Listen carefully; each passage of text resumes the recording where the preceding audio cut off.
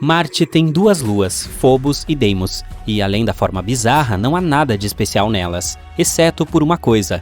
Não faz muito tempo que os cientistas descobriram um estranho fenômeno na superfície de Phobos, mas ainda não conseguiram encontrar nenhuma explicação para isso.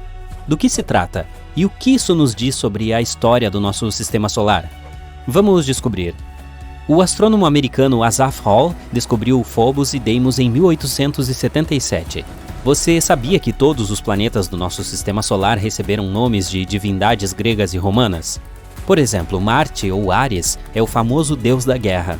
É por isso que os satélites do planeta são chamados de Phobos e Deimos, os filhos de Ares. Na verdade, esses belos nomes têm significados assustadores, medo e horror. Em 1971, o telescópio Mariner 9 da NASA tirou suas primeiras fotos. Foi assim que descobrimos que esses carinhas não eram nada parecidos com a nossa Lua. Eles tinham uma forma bizarra, uma órbita estranha e instável. Além disso, não há outras luas no sistema solar que se movam tão perto de seu planeta-mãe quanto essas duas. Bem, elas são crias dele, afinal. Mesmo muito perto de Marte, se você estivesse na superfície do planeta vermelho, dificilmente conseguiria vê-las. Isso porque a curvatura de Marte esconde Phobos e Deimos de vista. E se você ficasse em algum lugar no Equador, Phobos parecia um asteroide comum e Deimos uma estrela. Tudo porque esses satélites são basicamente migalhas em comparação com a nossa Lua. São as menores e menos brilhantes luas de todo o sistema solar, o que é irônico, considerando seus nomes imponentes. De qualquer forma, parece que tudo deveria ficar bem claro com esses dois satélites. Mas não, existe um problema. Veja bem, os cientistas reconstruíram a história do espaço com base nos vestígios encontrados em diferentes objetos espaciais. Amassados, arranhões, rachaduras, todas essas coisas podem nos dizer o que aconteceu há bilhões de anos. Por muito tempo, os cientistas tiveram certeza de que, assim como seus protótipos gregos, Phobos e Deimos eram gêmeos. Mas então o orbitador Viking da NASA tirou novas fotos deles, e foi aí que descobriram uma diferença significativa entre os dois. Toda a superfície de Phobos estava coberta por enormes sulcos. Era uma série de fossos longos e profundos que se estendiam de uma ponta a outra. Você pode dizer, qual é o problema? Todos os objetos espaciais têm esse tipo de relevo neles. E sim, existem outros satélites com ranhuras e depressões semelhantes, mas nenhum com tantos quanto Phobos, que é completamente coberto por sulcos que são enormes, até 19 km de comprimento e 200 metros de largura. E isso não é tudo, alguns se cruzam. Isso significa que o satélite passou não por um, mas por muitos eventos traumáticos. Mas o que exatamente aconteceu com ele? Os cientistas ainda não têm certeza, mas algumas ideias. E essas teorias podem nos contar não apenas sobre o passado de Phobos, mas também prever seu futuro. Teoria 1. Impacto de asteroide. Bem, o primeiro suspeito é bastante óbvio. Há uma grande cratera de quase 9 km de largura em Phobos. Ela se chama Angeline Stickney e recebeu o nome da esposa de Asaph Hall, o cientista que descobriu os satélites. Que lindo! Então assim é a primeira hipótese. Era uma vez um corpo astronômico que colidiu com Phobos. O impacto foi tão forte que deixou uma grande cratera, e o efeito da colisão deixou um monte de sulcos por todos os lugares. Parece lógico a princípio. No entanto, os cientistas notaram uma falha nessa teoria e descobriram que esses sulcos na verdade não se formaram dentro da cratera, mas próximo dela. Ou seja, não foi uma colisão que os criou. Além disso, e aqueles que se cruzam com outros? Ou é apenas uma grande coincidência cósmica?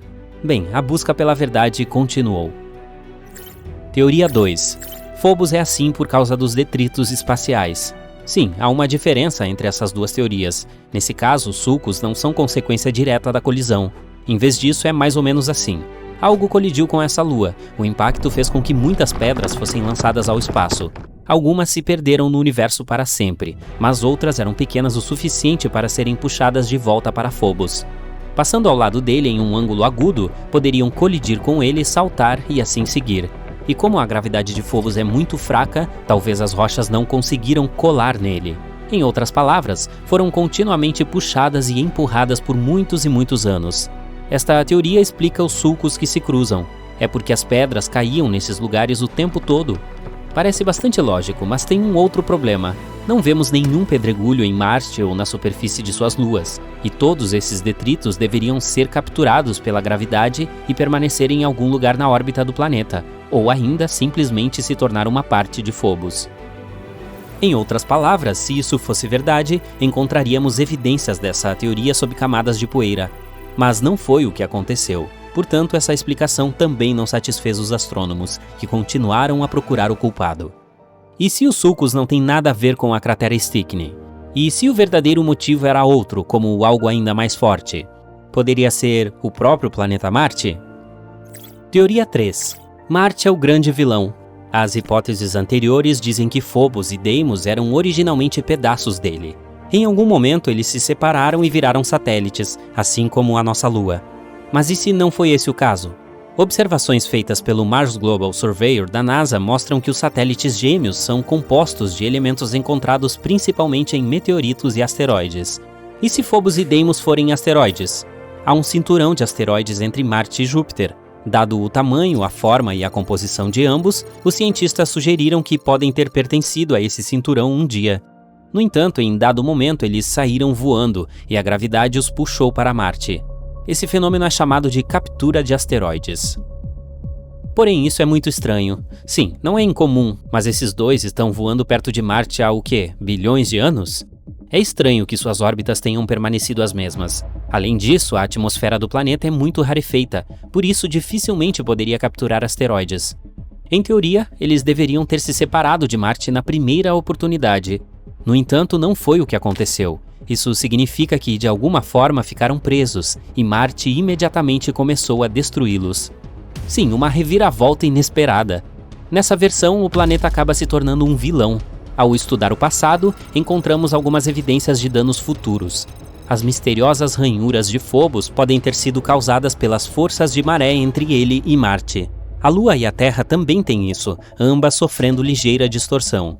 Mas como Phobos está muito mais perto de Marte, o impacto das forças gravitacionais é muito mais forte. Em outras palavras, a gravidade de Marte está gradualmente destruindo Phobos. A cada 100 anos, o satélite fica quase 2 centímetros mais perto de Marte. Ele também encolhe até 20 metros, ficando ainda mais frágil e fraco. Quanto menor se torna, mais as forças de maré o impactam, criando estranhos sulcos e ranhuras. Sim, em algum momento em 30 milhões a 50 milhões de anos, essa Lua irá colidir com Marte ou se desintegrará e se transformará em um monte de pequenas rochas. E então Marte também terá anéis como Saturno e Netuno. É por isso que Phobos também é chamado de Lua Marciana Condenada. De qualquer forma, são apenas teorias, mas a dramática história desse satélite natural nos dá uma ideia de como os objetos extraterrestres podem ser dinâmicos. Quanto mais aprendemos sobre eles, mais descobrimos sobre os segredos da origem não apenas de Marte, mas também de outros objetos em nosso sistema solar.